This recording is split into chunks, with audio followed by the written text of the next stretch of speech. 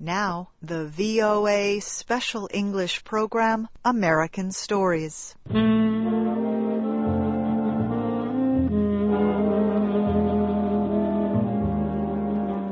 Our story today is called The Boarded Window. It was written by Ambrose Bierce. Here is Shep O'Neill with the story.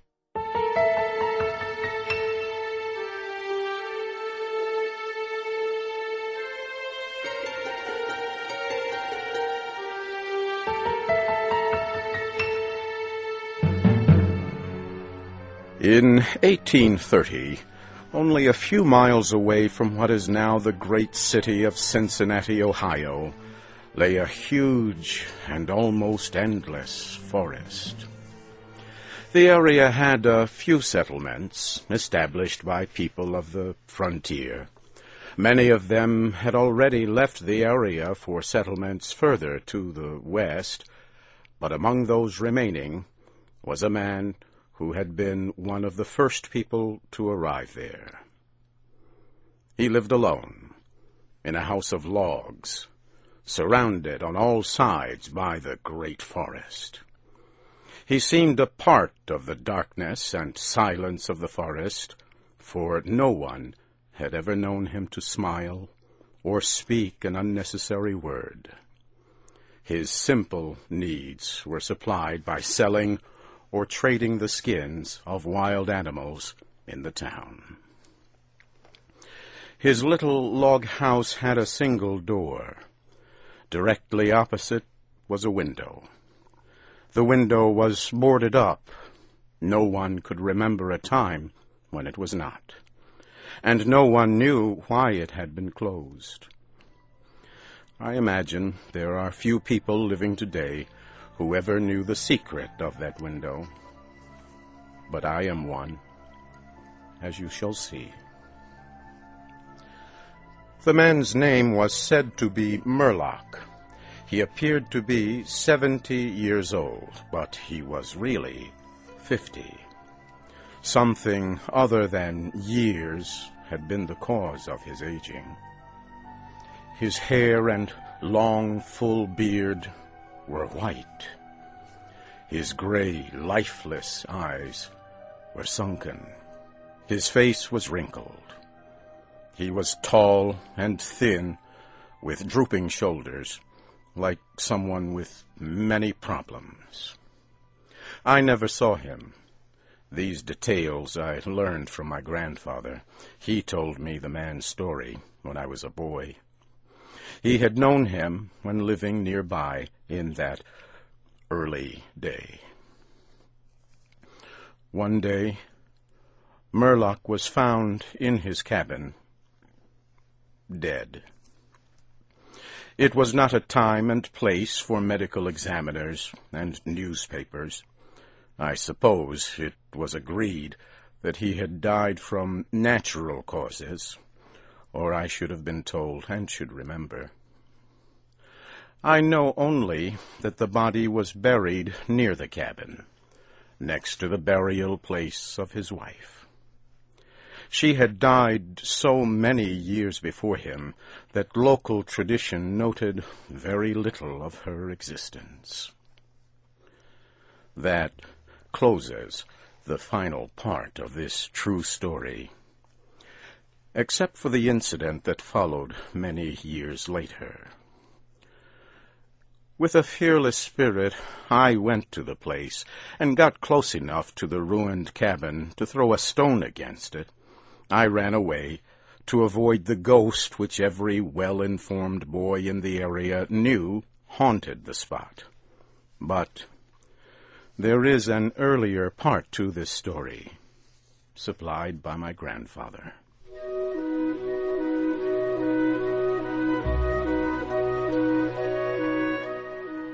When Murlock built his cabin, he was young, strong, and full of hope. He began the hard work of creating a farm. He kept a gun, a rifle, for hunting to support himself. He had married a young woman in all ways worthy of his honest love and loyalty. She shared the dangers of life with a willing spirit and a light heart. There is no known record of her name or details about her. They loved each other and were happy.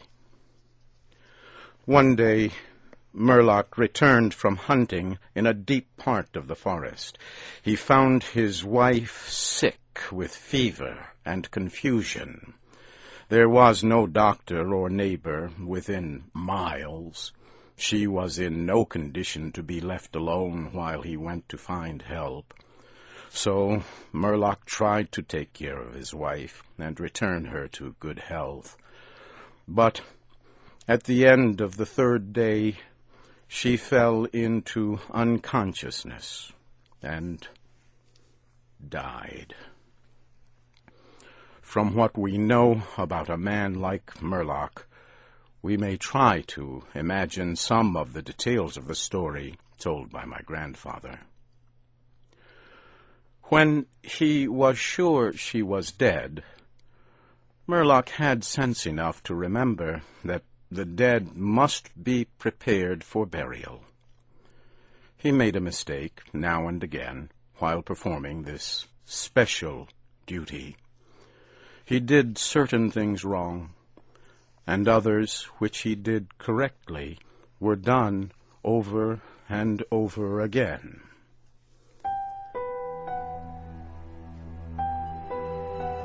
He was surprised that he did not cry, surprised and a little ashamed. Surely it is unkind not to cry for the dead. "Tomorrow," he said out loud, "I shall have to make the coffin and dig the grave, and then I shall miss her when she is no longer in sight. But now, she is dead, of course. But it is all right. It must be all right somehow. Things cannot be as bad as they seem." He stood over the body of his wife in the disappearing light. He fixed the hair and made finishing touches to the rest. He did all of this without thinking, but with care. And still through his mind ran a feeling that all was right, that he should have her again as before, and everything would be explained. Murlock had no experience in deep sadness. His heart could not contain it all. His imagination could not understand it. He did not know he was so hard struck. That knowledge would come later and never leave. Deep sadness is an artist of powers that affects people in different ways. To one it comes like the stroke of an arrow, shocking all the emotions to a sharper life.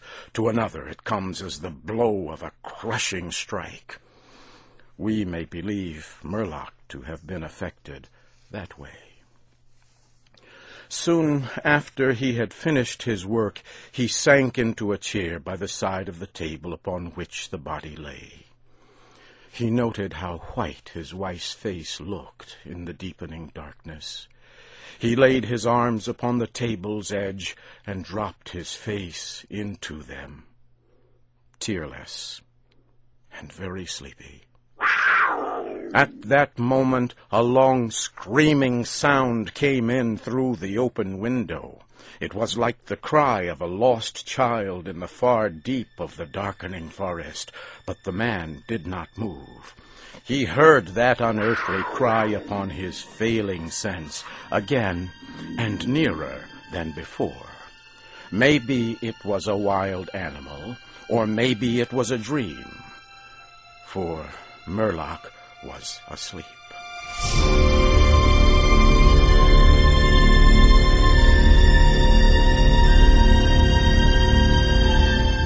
Some hours later, he awoke, lifted his head from his arms, and listened closely. He knew not why.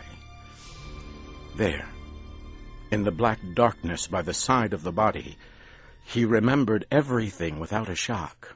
He strained his eyes to see he knew not what. His senses were all alert. His breath was suspended. His blood was still as if to assist the silence. What had awakened him, and where was it? Suddenly the table shook under his arms. At the same time he heard, or imagined he heard, a light, soft step, and then another. The sounds were as bare feet walking upon the floor. He was afraid beyond the power to cry out or move. He waited, there in the darkness, through what seemed like centuries of such fear. Fear as one may know, but yet live to tell. He tried, but failed to speak the dead woman's name. He tried, but failed to stretch his hand across the table to learn if she was there. His throat was powerless. His arms and hands were like lead. Then something most frightful happened. It seemed as if a heavy body was thrown against the table with a force that pushed against his chest. At the same time, he heard and felt the fall of something upon the floor. It was so violent a crash that the whole house shook. A fight followed, and a confusion of sounds impossible to describe. Murlock had risen to his feet. Extreme fear had caused him to lose control of his senses. He threw his hands upon the table. Nothing was there. There is a point at which fear may turn to insanity, and insanity incites to action. With no definite plan, and acting like a madman, Murlock ran quickly to the wall. He seized his loaded rifle, and without aim, fired it.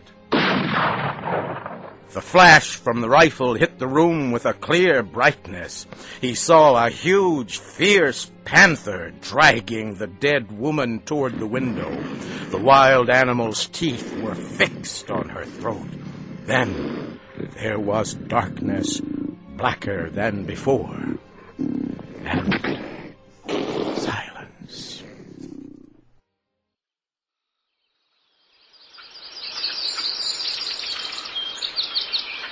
When he returned to consciousness, the sun was high, and the forest was filled with the sounds of singing birds. The body lay near the window, where the animal had left it when frightened away by the light and sound of the rifle. The clothing was ruined. The long hair was in disorder. The arms and legs lay in a careless way,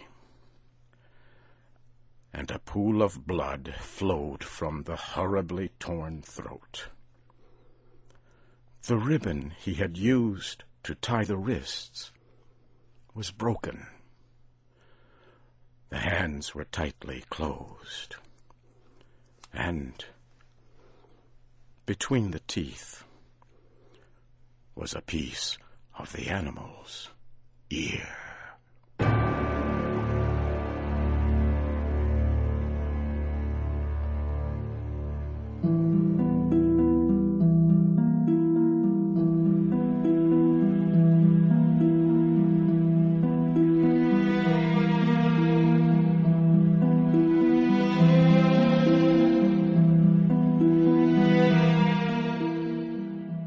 The Boarded Window was written by Ambrose Bierce.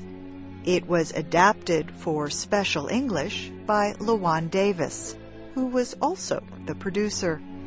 The storyteller was Shep O'Neill.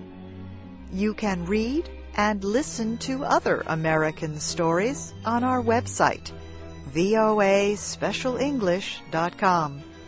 I'm Faith Lapidus.